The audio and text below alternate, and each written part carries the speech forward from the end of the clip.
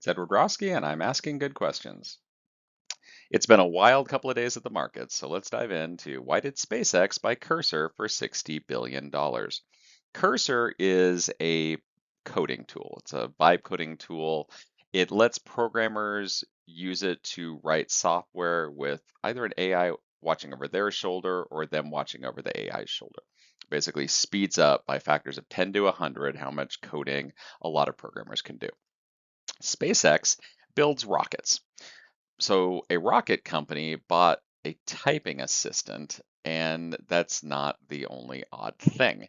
You have to dive into what makes up SpaceX. So SpaceX swallowed Musk's AI company that needed a whole lot of money, XAI, back in February. So that rocket company, also internet access company, is now also an AI company. And it's kind of absurd on the timeline. SpaceX, as of the time I'm recording this, has been a public company for 4 days when it agreed to buy Cursor, paying entirely in stock that priced at $135 a share days earlier, and checking Bloomberg and CNBC and Fox Business, is currently trading at over $200 a share, which values SpaceX well north of $2.5 trillion. As of the time of this recording, they're more valuable than either Amazon or Microsoft. Normally, when a company announces they're acquiring another company, their stock doesn't change very much or it goes down unless they got a really good deal. On the Cursor news, SpaceX gained several times the deal's price in market value. Cursor was worth around 29 billion in November.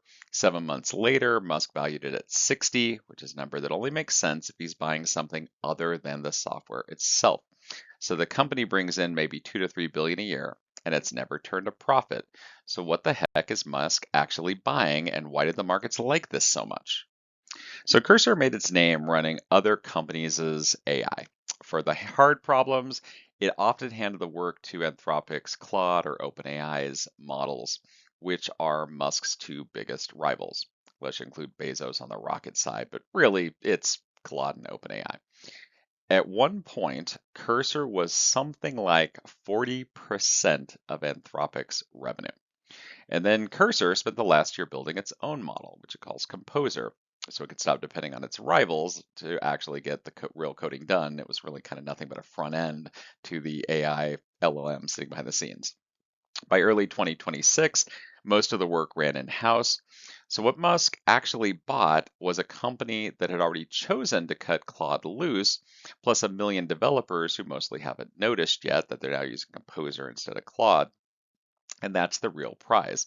So Grok is Musk slash XAI's artificial intelligence. It's their model. And it's good at plenty of things. It actually does pretty well on the leaderboards, but it is pretty bad at writing code.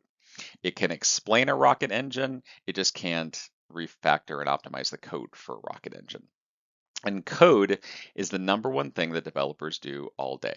And Cursor has the best record anywhere of how the good ones actually work. It actually keeps track of what these various programmers are doing and how they're using it.